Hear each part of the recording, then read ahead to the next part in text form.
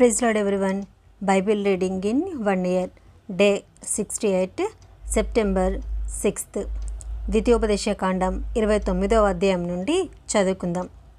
యెహోవా హోరేబులో ఇశ్రాయేలుతో చేసిన నిబంధన కాక ఆయన మోయాబు దేశంలో వారితో చేయుమని మోషేకు ఆజ్ఞాపించిన నిబంధన వాక్యములు ఇవే.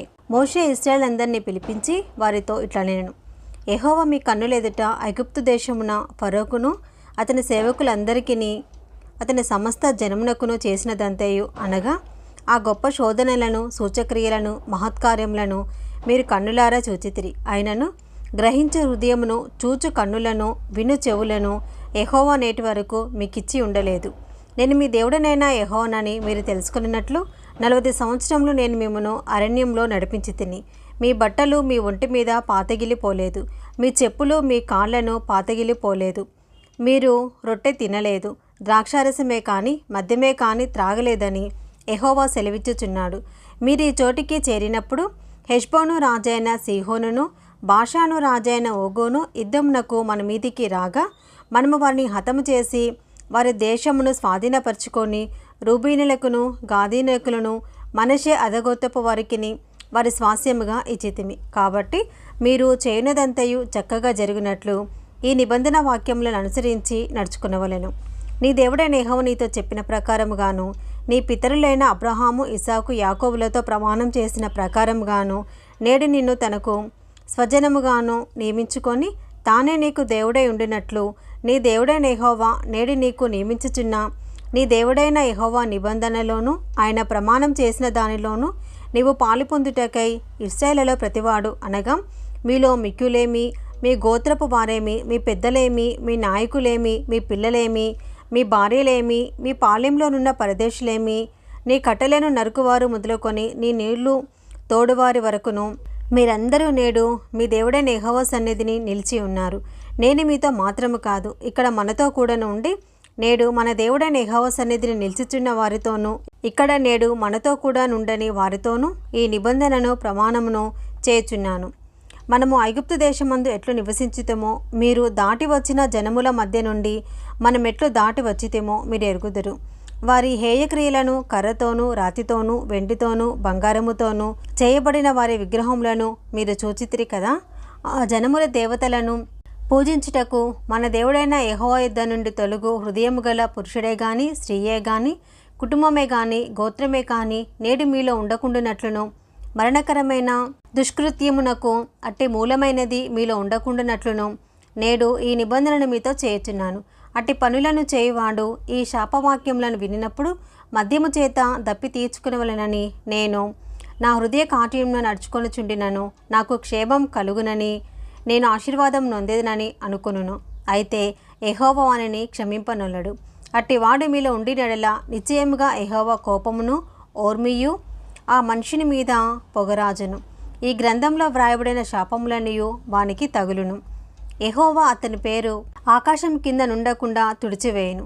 ఈ ధర్మశాస్త్ర గ్రంథంలో వ్రాయబడిన నిబంధన శాపములన్నిటిని బట్టి వానికి కీడు కలగచేయుటకై యెహోవా ఇశ్రాయేలు గోత్రములన్నిటిలో నుండి వాణ్ణి వేరుపరచును. కాబట్టి మీ తర్వాత పుట్టు మీ సంతతి వారును దూరదేశం నుండి వచ్చు పరదేశులను సమస్త జనులను ఆ దేశం యొక్క తెగుళ్లను యెహోవా దాని మీదికి తెప్పించిన సంకటములను చూచి వారు యెహోవా తన కోపోద్రికము చేత నశింపచేసిన సొదొమ, గోమొర్రా, అద్మా, సెబోయీముల వలె ఆ సమస్త దేశమును గంధకము చేతను ఉప్పు చేతను చెడిపోయి విత్తబడకయు దానిలో ఏదియు పుట్టకయు దానిలో ఏ కూరయు మొలవకయు ఉండుట చూచి యెహోవా దేని బట్టి ఈ దేశమును ఇట్లు చేసెనో ఈ మహా కోపాగ్నికి హేతువేమో అని చెప్పుకుందరు. మరియు వారు వారి పితరుల దేవుడైన యెహోవా ఐగుప్తు దేశంలో నుండి వారిని రప్పించిన తర్వాత ఆయన తమతో చేసిన నిబంధనను వారు నిరాకరించిరి. తామెరుగని అన్ని దేవతలకును ఆయన వారికి నియమింపని దేవతలను పూజించి వాటికి నమస్కరించిరి. కనుక ఈ గ్రంథంలో వ్రాయబడిన శాపములన్నిటినీ ఈ దేశం మీదికి తెప్పించుటకు దాని మీద యెహోవా కోపము రగులుకొనెను. యెహోవా తన కోపోద్రికము చేతను అత్యాగ్రహ చేతను తమ దేశంలో నుండి వారిని పెళ్లగించి నేడున్నట్లుగా వారిని వెళ్ళగొట్టి పరదేశము పాలు చేసెను. రహస్యములు మన దేవుడైన యెహోవాకు చెందును. అయితే మనము ఈ ధర్మశాస్త్ర వాక్యములన్నిటిని అనుసరించి నడుచుకున్నట్లు బయలుపరచబడనివి ఎల్లప్పుడూ మనవియు మన సంతతి వారి అగునని చెప్పుదురు. ద్వితీయోపదేశకాండం 30వ అధ్యాయము. నేను నీకు వినిపించిన ఈ సంగతులన్నీయు అనగా దీవెనయు శాపమును నీ మీదికి వచ్చిన తరువాత నీ దేవుడైన యెహోవా నిన్ను వెళ్ళగొట్టించిన సమస్త జనముల మధ్యను వాటిని జ్ఞాపకం చేసుకొని నీ దేవుడైన యెహోవా వైపు తిరిగి నేడు నేను నీకు ఆజ్ఞాపించు సమస్తమును బట్టి నీ పూర్ణ హృదయముతోనూ నీ పూర్ణ ఆత్మతోనూ ఆయన మాట నీవును నీ సంతతి వారును వినినడేలా నీ దేవుడైన యెహోవా చెరలోని మమ్మును తిరిగి రప్పించును. ఆయన మిమ్మును కరుణించి నీ దేవుడైన యెహోవా ఏ ప్రజలోనికి మిమ్మును చెదరగొట్టెనో వారిలో నుండి తాను మిమ్మును సమకూర్చి రప్పించును. మీలోనెవరైనా ఆకాశ దిగంతములకు వెళ్ళగొట్టబడినను అక్కడ నుండి నీ దేవుడైన యెహోవా మిమ్మును సమకూర్చి అక్కడ నుండి రప్పించును. నీ పితరులకు స్వాధీనపరిచిన దేశమున నీ దేవుడైన యెహోవా నిన్ను చేర్చును. నీవు దాన్ని స్వాధీనపరచుకుందువు. ఆయన నీకు మేలు చేసి నీ పితరుల కంటే నిన్ను విస్తరింపచేయును. మరియు నీవు బ్రతుకుటకై నీ పూర్ణ హృదయముతోనూ నీ పూర్ణ ఆత్మతోనూ నీ దేవుడైన యెహోవాను ప్రేమించినట్లు నీ దేవుడైన యెహోవా తనకు లోబడుటకు నీ హృదయమునకును నీ సంతతి వారి హృదయమునకును సున్నతి చేయును.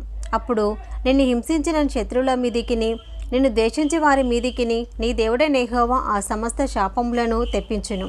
నీవు తిరిగి వచ్చి యెహోవా మాట విని నేడు నీకు ఆజ్ఞాపించు ఆయన ఆజ్ఞలన్నిటినీ గైకొనుచుందువు. మరియు నీ దేవుడైన యెహోవా నీ చేతి పనులన్నిటి విషయంలోనూ నీ గర్భఫల విషయంలోనూ నీ పశువుల విషయంలోనూ నీ భూమి పంట విషయంలోనూ నీకు మేలునట్లు నిన్ను వర్ధిల్ల చేయను. ఈ ధర్మశాస్త్ర గ్రంథమందు వ్రాయబడిన ఆయన ఆజ్ఞలను కట్టడలను నీవు గైకొని నీ దేవుడైన యెహోవా మాట విని నీ పూర్ణ హృదయముతోనూ నీ పూర్ణ ఆత్మతోనూ నీ దేవుడైన యెహోవా వైపు మళ్ళినప్పుడు యెహోవా నీ పితరుల యందు ఆనందించినట్లు నీకు మేలు చేయుటకు నీ యందును ఆనందించి నీ వైపు మళ్ళును. నేడు నేను నీకు ఆజ్ఞాపించు ఈ ధర్మమును గ్రహించుట నీకు కఠినమైనది కాదు, దూరమైనది కాదు. మనము దానిని విని గైకొనినట్లు ఎవడు ఆకాశమునకు ఎక్కిపోయి మన ఎద్దకు దాన్ని తెచ్చును అని నీవనుకొనుటకు అది ఆకాశమందు ఉండునది కాదు. మనము దాన్ని విని గైకొనినట్లు ఎవడు సముద్రము దాటి మన ఎద్దకు దాన్ని తెచ్చును అని నీవనుకొనేలా అది సముద్ర పద్దరి మించినది కాదు. నీవు దానిని అనుసరించుటకు ఆ మాట నీకు బహు సమీపంగా ఉన్నది, నీ హృదయంన నీ నోట ఉన్నది. చూడుము, నేడు నేను జీవమును మేలును మరణమును కీడును నీ ఎదుట ఉంచి ఉన్నాను. నీవు బ్రతికి విస్తరించినట్లుగా నీ దేవుడైన యెహోవాను ప్రేమించి ఆయన మార్గములందు నడుచుకొని ఆయన ఆజ్ఞలను కట్టడలను విధులను ఆచరించుమని నేడు నేను నీకు ఆజ్ఞాపించుచున్నాను. అట్లు చేసినడలా నీవు స్వాధీనపరచుకొనుటకు ప్రవేశించు దేశంలో నీ దేవుడైన యెహోవా నిన్ను ఆశీర్వదించును.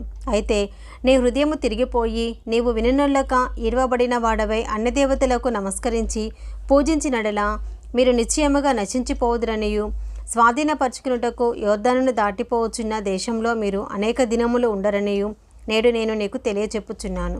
జీవమును మరణమును ఆశీర్వాదమును శాపమును నేను నీ ఎదుట ఉంచి భూమి ఆకాశములను మీ మీద సాక్షులుగా పిలుచుచున్నాను.